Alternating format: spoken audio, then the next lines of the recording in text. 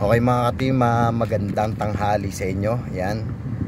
Ito mga ka-team, nagte-test drive kami ni Chipre ngayon dahil meron kaming ibibigay na DIY tips para sa inyo.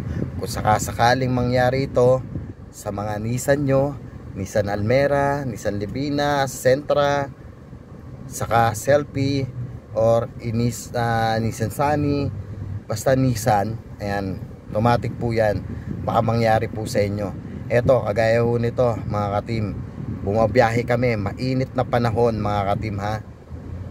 Mainit na panahon, pero ang aircon namin sagad na. Ayan, nakados na yan, sagad pa yan, pero mainit pa rin. May lamig siya, kapirasong kapiraso, kumbaga hilaw na hilaw po yung lamig nito. Ayan, si Chipray oh. Kaway dyan Chip, ayan si Chip, pinagpapawisan na si Chip sa init talaga. Yan mga ka-team, nakatinted pa kami. Talagang dark pa to. Ramdam namin yung init galing sa labas. Kumbaga halos wala talagang lamig na nilalabas, lalo na sa tanghali. May lamig siya pero hindi niya kayang palamigin yung loob ng kotse. Pero pag sa gabi mga ka-team, giginawin ka sa sobrang lamig. Kasi nga ho, malamig ang panahon sa labas ngayon, na-create siya ng magandang lamig dito sa loob ng sasakyan. Pero pag tanghali mga ka-team, ayan, kung mapapansin nyo, sobrang init. Ngayon, ano ba yung nangyayari pagka ganyan ang issue? Halimbawa tong Nissan Almera na to mga ka-team ha, sasabihin namin sa inyo kung ano na yung mga napalitan dito. Nagpalit na to ng evaporator, condenser, expansion valve, compressor, filter dryer mga ka-team. Halos 5 na yung napalitan dito, pero ganun pa rin yung lamig. Kumbaga malamig sa gabi, hilaw ang lamig sa tanghali. Hindi naman wala, hilaw talaga, as in mararamdaman mo pagka tanghaling tanghali, pagpapawisan ka talaga. Dapat kasi ang Nissan malamig di ba? Pero itong sasakyan na to, eto nga, mainit talaga siya sa gantong panahon. Ngayon mga ka-team, syempre magbibigay kami sa inyo ng tips kung ano nga ba ang nangyari rito. Baka kasi mamaya excuse me baka kasi mamaya mangyari to sa nyo, sa Nissan Almera nyo. Ikaw Chip, sabihin mo nga kung ano yung nararamdaman mo sa sakyan na to. Ayun, mainit pag tanghali, hindi kaya. Hindi kaya, pero may lamig naman. May lamig naman, kapiraso. Kapiraso lang Pag gabi naman, sobrang lamig. Oo, sa gabi sobrang lamig, pero pag gagantong mga tanghali Chip, talagang mapipiga. Wala, hilaw talaga. Ngayon mga ka-team, eto na po yung reveal natin mga ka-team ha. Baka sakali lang mangyari sa inyo. Hindi naman natin sinasabi sa lahat, pero ito nangyari dito sa Nissan Almera na to. Ang naging issue po nito mga ka-team, itong amplifier thermo. Yan, itong sensor na to, na tinatawag na, ang tawag na iba is thermostat, pero ito amplifier thermo o thermistor ang tawag dito mga ka-team. Ito po, binili pa namin to, sa planta pa namin nakuha. 5 days pa bago bago dumating. Kaya tiis-tiis lang talaga sa init. Halos di kami bumabiyahe ng tanghali kasi nga sobrang init talaga. May lamig pero hindi kaya talaga. Ayan mga ka-team, etong thermistor na to, nagko-control to Chip sa sa magnetic no.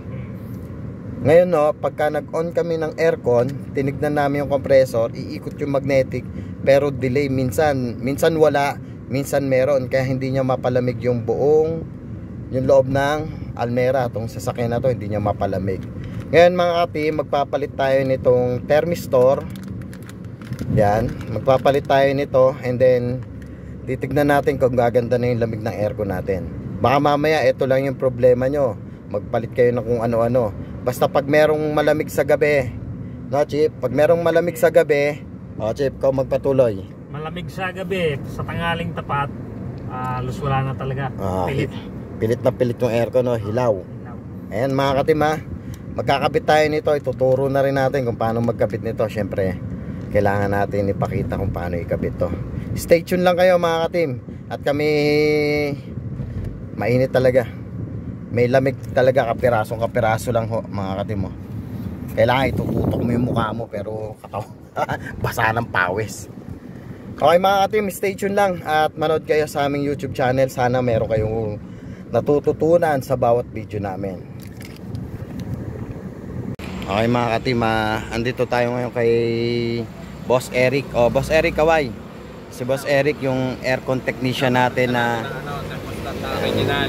Yeah, original kinabit natin. Ang nangyayari dito, hilaw sa tanghali ang lamig, pero sa gabi malamig, no? Ayun yung shop nila. Yan.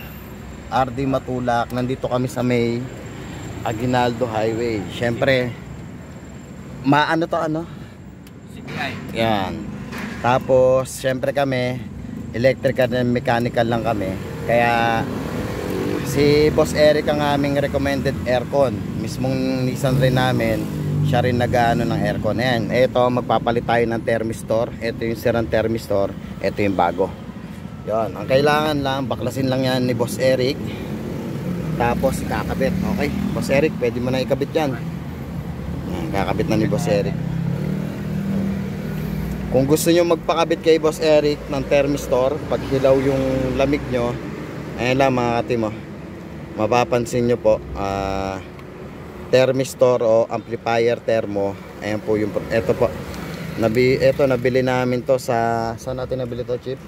Sa galing pa lang ano yan, kasa eh. Ayan, nabili natin yan doon. Planta. Ayan, galing pa tong planta. Ayan, nabili namin to sa halagang 2,600.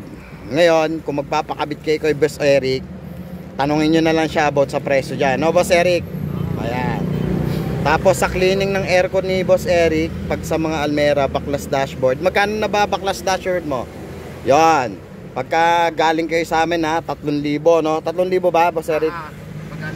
Ayan. Pag galing sa Team Danose, 3,000 po ha. 3,000 cleaning ng aircon, baklas lahat ng dashboard, lahat may ibalik ng maayos yan mga ka-team. Yan, matagal na natin recommended si RD Matulak. Yan, si Boss Eric, matagal na natin recommended. Taon na natin recommended to pagdating sa aircon. Kahit yung isa nating Nissan na sasakyan, si Boss Eric yung gumagawa.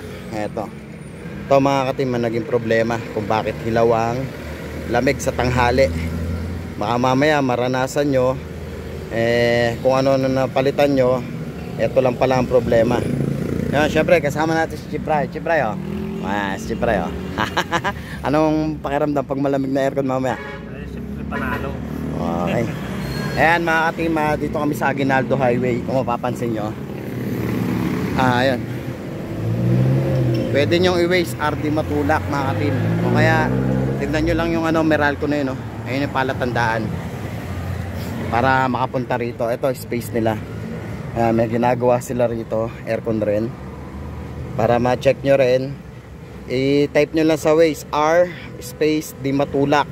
Ayan, focus natin mabuti. Ayan. Sila po ang recommended namin para sa aircon. Ayan po mga ka-team, pagka kailangan nyo magpalinis, 3,000 lang all in. Okay mga team, stay tuned. Pag naikabit to ni Boss Eric, malaman natin kung ano na to. Pero 100% na to, malamig na tong aircon na to. Okay mga ka-team, yan, nakapagpalit na tayo ng thermistor. At okay na yung lamig ng aircon natin. Yan, naka number 1 na. Tapos pwede naman natin hindi isagad.